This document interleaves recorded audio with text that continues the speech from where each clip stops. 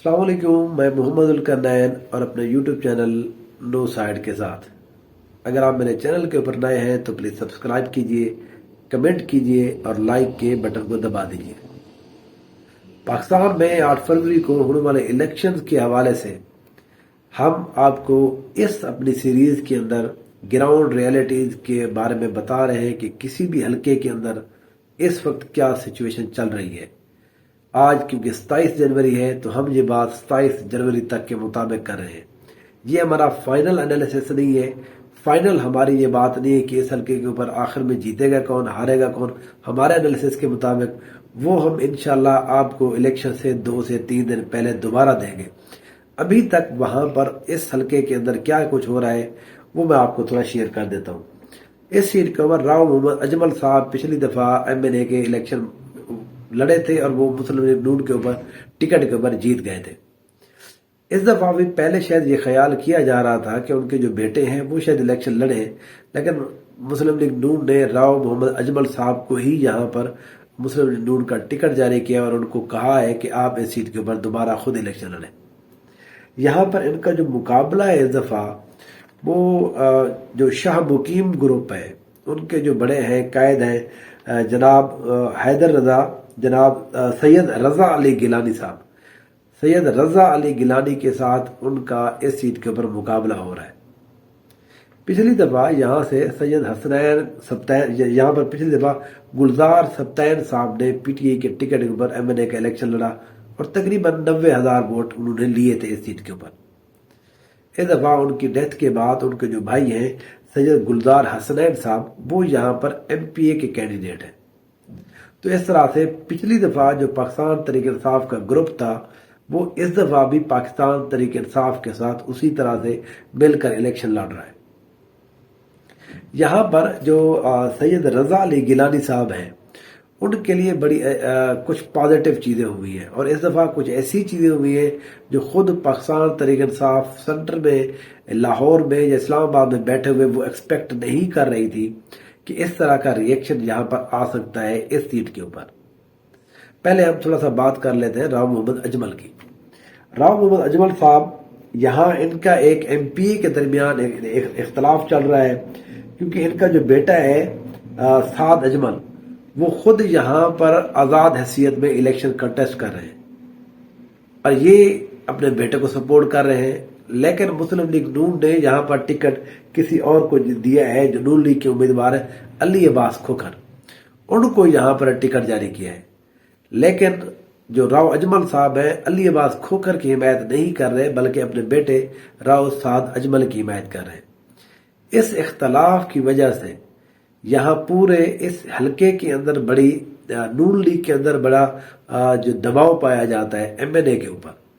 کہ یہ کس طرح سے آپ اپنی ونگ کے اوپر، حالانکہ MNA کے الیکشن آپ خود لڑ رہے ہیں، آپ MP اپنے بیٹے کو نہ یہاں پر بنائیں،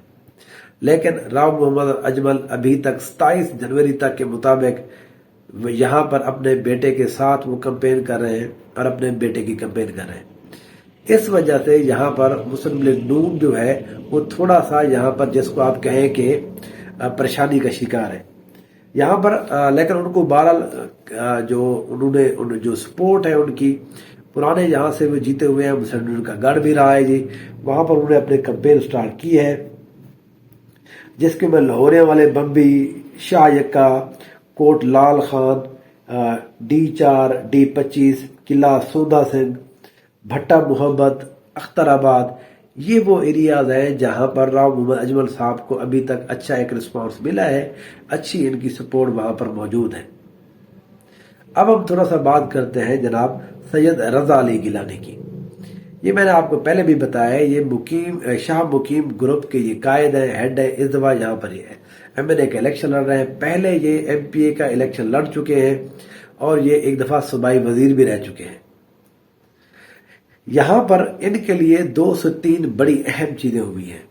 پہلا جو سب سے بڑا جو چھکا انہوں نے مارا ہے وہ 2 دن پہلے مارا ہے، وہ ہے یہاں پر پاکستان تحریک انصاف کے ایک بڑے تگڑے اور مضبوط امیدوار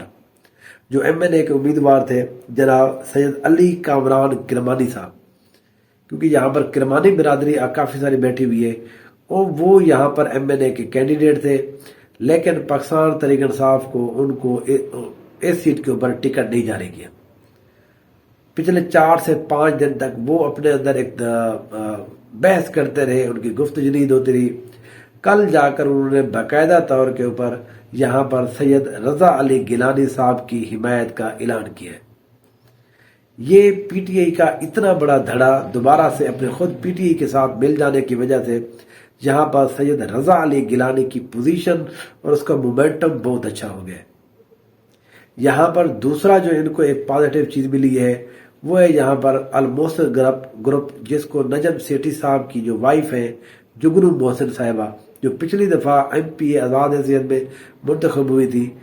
اس دفعہ وہ خود الیکشن نہیں لڑ رہی بلکہ ان کے ایک کارکن رائے مشتاق کھرل صاحب یہاں پر ایم پی اے کا الیکشن لڑ رہے ہیں۔ لیکن یہاں پر ایم این اے کے لیے انہوں نے راؤ اجمل کی بجائے سید رضا علی گیلانی کی حمایت کا اعلان کیا ہے۔ جو محسن گروپ ہے ان کا اس حلقے کے اوپر 25 سے 30 ہزار ووٹ بینک ہے، وہ ہر دفعہ وہ اپنے ایم پی اے کو بھی اور اپنے حمایت یافتہ ایم این اے کو بھی ڈلواتے ہیں۔ یہ 25 سے 30 ہزار ووٹ جو ہے سید رضا علی گیلانی کے حق میں جانا یہاں پر رضا علی گیلانی کی تقریباً جیت کا فیصلہ کر دیتا ہے۔ لیکن اس کے بعد ایک اور جو پازیٹیو چیز ہوئی سید رضا علی گیلانی کے ساتھ وہ یہ ہوا کہ یہاں پر اوکاڑا کے اندر سابق وزیر اعلیٰ پنجاب منظور وٹو، ایک وٹو گروپ یہاں پر موجود ہے۔ جناب منظور وٹو صاحب نے اس سیٹ کے اوپر پاکستان تحریک انصاف کی حمایت کا اعلان کیا ہے اور سید رضا علی گیلانی کی حمایت کا اعلان کیا ہے۔ تو اس طرح سے ہم دیکھتے ہیں کہ یہاں پر جتنے بھی گروپس ہیں سوائے مسلم لیگ نون کے، باقی جو بھی گروپ تھے ان سب نے یہاں پر سید رضا علی گیلانی کی حمایت کا اعلان کیا ہے۔ سید رضا علی گیلانی اپنے جو ایم پی ایز ہیں ان کو ساتھ لے کر چلتے ہوئے پی پی 186 سے، جیسے میں نے آپ کو بتایا ہے سید گلزار حسنین صاحب وہ ان کے ساتھ ہیں، ان کی بھی حمایت کر رہے ہیں۔ جی